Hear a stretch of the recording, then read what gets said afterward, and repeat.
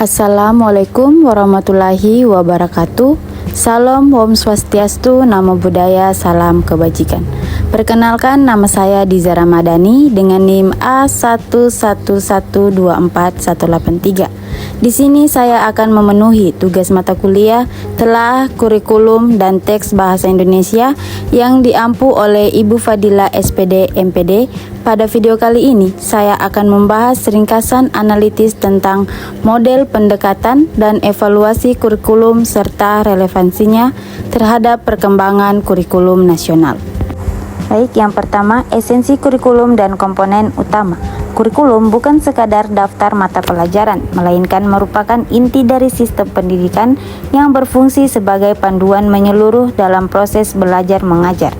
Esensinya terletak pada kemampuannya menentukan arah dan tujuan pendidikan, termaksud pengalaman belajar yang dirancang untuk peserta didik, meliputi pengetahuan, keterampilan, nilai-nilai, dan sikap yang diharapkan dikuasai setelah menyelesaikan jenjang pendidikan tertentu. Komponen utama kurikulum meliputi tujuan, yaitu rumusan hasil belajar yang harus dicapai oleh peserta didik harus jelas, terukur, dan relevan. Isi, yaitu materi pelajaran yang dipilih dan diorganisasi agar sesuai dengan tujuan dan pengembangan peserta didik. Metode, yaitu strategi dan teknik pengajaran yang digunakan guru dalam menyampaikan materi harus inovatif dan berpusat pada peserta didik. Evaluasi, yaitu proses mengumpulkan data untuk mengukur pencapaian tujuan dan efektivitas kurikulum secara menyeluruh dan berkelanjutan. Kedua, prinsip dan pendekatan pengembangan kurikulum. Pengembangan kurikulum adalah proses yang kompleks dan dinamis, melibatkan berbagai pemangku kepentingan seperti guru, ahli kurikulum, praktik pendidikan, dan masyarakat. Prinsip penting dalam pengembangan ini meliputi relevansi, yaitu kurikulum harus sesuai dengan kebutuhan peserta didik dan perkembangan ilmu pengetahuan serta teknologi. Fleksibilitas, yaitu kurikulum harus mampu beradaptasi dengan karakteristik peserta didik dan lingkungan belajar. Kontinuitas, yaitu kurikulum harus berkesinambungan antar jenjang pendidikan agar peserta didik dapat mengembangkan pengetahuan dan keterampilan secara bertahap. Efisiensi, yaitu penggunaan sumber daya harus optimal tanpa mengurangi kualitas pembelajaran. Efektivitas, yaitu kurikulum harus mampu mencapai hasil belajar yang diharapkan dan memberikan dampak positif terhadap perkembangan peserta didik. Pendekatan berbasis kompetensi menekankan hasil belajar yang terukur dan keterampilan yang relevan untuk kehidupan nyata. 3. Model evaluasi kurikulum. Evaluasi kurikulum penting dilakukan untuk menilai efektivitasnya dan membantu perbaikan ke depan. Beberapa model evaluasi yang umum digunakan adalah model Tyler, yaitu fokus pada pencapaian tujuan pembelajaran dan membandingkan hasil belajar dengan target yang telah dirumuskan. Model Taba, yaitu menekankan analisis kebutuhan peserta didik dan masyarakat sebagai dasar pengembangan kurikulum.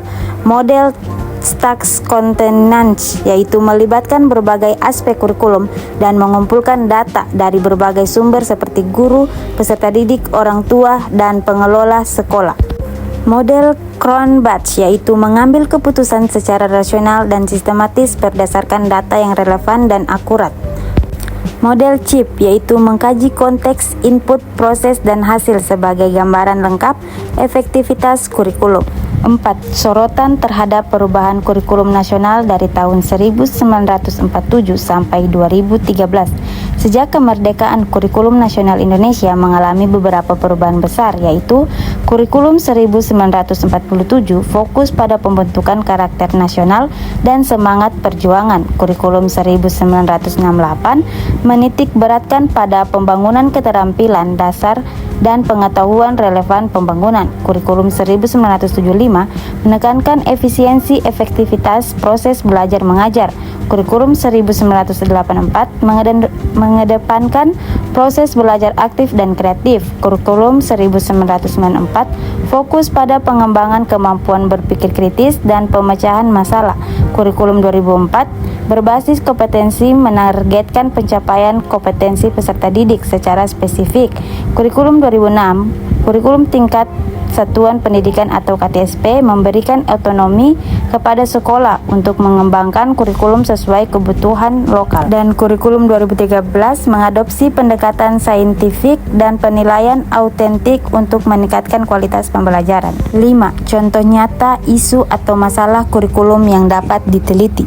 Berbagai isu yang relevan untuk penelitian meliputi: pertama, efektivitas kurikulum dalam meningkatkan hasil belajar peserta didik. Kedua, relevansi kurikulum dengan kebutuhan dunia kerja dan pengembangan zaman. Ketiga, implementasi kurikulum di berbagai daerah dan sekolah yang berbeda. Keempat, pengembangan kurikulum yang inklusif dan mampu merespon keberagaman peserta didik. Kelima, evaluasi kurikulum dalam konteks perubahan sosial, ekonomi, dan teknologi yang cepat. Baik, demikian video mengenai materi analitis tentang model pendekatan dan evaluasi kurikulum serta relevansinya terhadap perkembangan kurikulum nasional. Semoga video ini bermanfaat dan menambah wawasan bagi kita semua. Saya ucapkan terima kasih dan saya akhiri. Wassalamualaikum warahmatullahi wabarakatuh.